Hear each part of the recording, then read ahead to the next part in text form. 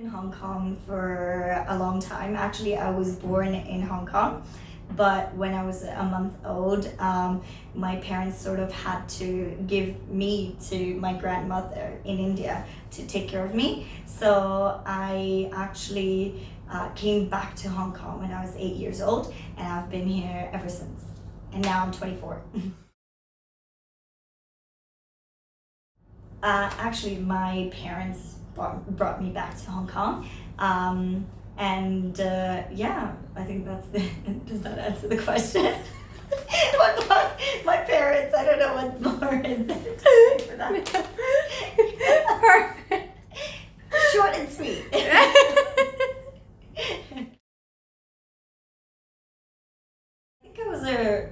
I was very, very young at that time when I was 8 years old, and I actually considered my grandparents in India as my real parents. So being away from them was very difficult for me because I sort of had the attachment in another life. So when I actually got to Hong Kong, I felt like I was in such a unfamiliar territory, and I thought that it was quite intimidating because there were so many buildings. You know, everything was clean. People were driving on the right side of the road.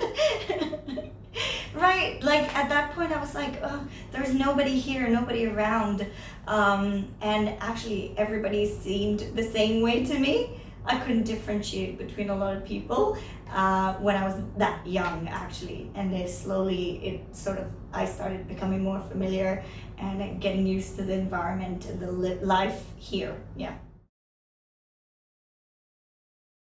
I think Hong Kong has changed me a lot. I think that because my childhood was based in India, where things were sort of more free, you didn't really need to worry so much. You were so carefree.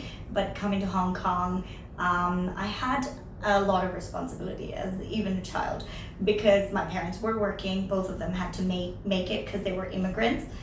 They came to this country without knowing the language, city actually, without knowing the language, and they had to make it because they didn't come from a very well-off background in India. So when they came over, they had me.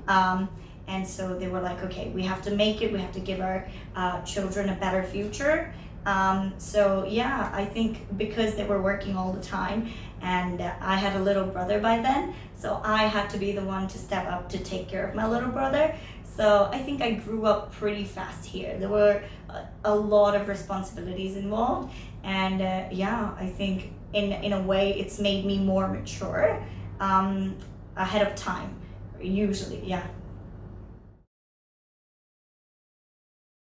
I think there are a lot of little triumphs. I would say a lot of people would say that there are a lot of hiking trails, great restaurants, and things like that. But I think for a person who's lived in Hong Kong for a really long time, I would say like just going outside to have some street food like yudan, siu mai, you know, all of these like really interesting kind of food that you get, and just going out and hanging out with your friends in like just the common most local places, going shopping, not in like, I wouldn't say going shopping in branded shops that you can find everywhere, but like going thrift shopping or like finding really cute stuff in like common local shopping malls, and having bubble tea. Like, I don't know, it's a very nice feeling, like just to have bubble tea with your friends by the harbor. So just very small things. The hiking trails are great. I've had some great memories with my friends there, but there's just so much to do and so much to see. I feel like I've lived in Hong Kong for such a long time, but I still haven't explored like 50% of it, at least, I would say. There's always something new to explore. I don't think I've actually been kayaking in Hong Kong. I just realized that. Yeah, so there's always something to do, there's always something to see. It's just never ending. You can live here for a long time, but you always find something new in the city. Yeah. I think the best thing I can say is that Hong Kong, it doesn't stop for you. Like it's just gonna keep going. If you stop, you are missing out.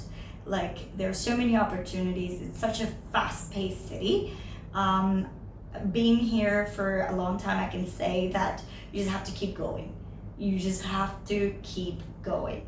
There's no stopping in a place like Hong Kong. It's so vibrant, it's so competitive, it's so like there's just so much, it's like so dynamic in a way.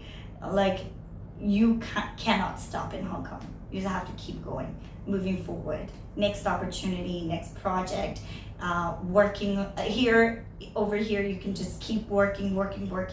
Years go by quickly. Yeah, I would say that's the wisdom you would get from here. You just have to grab life by its balls and just keep going forward. That's an interesting question. Actually, I am leaving Hong Kong. I'm leaving Hong Kong very soon. I've, like I said many times, I've lived here for a long time. I wanted to explore myself in a different city, in a different pace of life, and just all the opportunities out there in the world. I mean, it's a great place to be. Hong Kong is a great place to be, but I guess because my identity is very attached to who I am as a Hong Konger, Indian Hong Konger, if you say it. So, yeah, I would like to see how I'll survive in other places. There are a lot of factors involved, like the housing situation, the language barriers, being ethnically, obviously, being a part of the ethnic minority community. I think it would give me a better chance to success, or to succeed or fulfill my dreams outside Hong Kong. I think that one advice I would have given my 8-year-old self would have been, buckle up and get ready. It's going to be a fast, competitive, and highly dynamic ride. Should I leave my hair in the front or in the back? That is the most unique answer I've had for that question. Mm-hmm. I have a pretty loud voice, so. Do you want some water now? At one point I'll be like, oh, I love Hong Kong. I'm gonna scare your neighbors.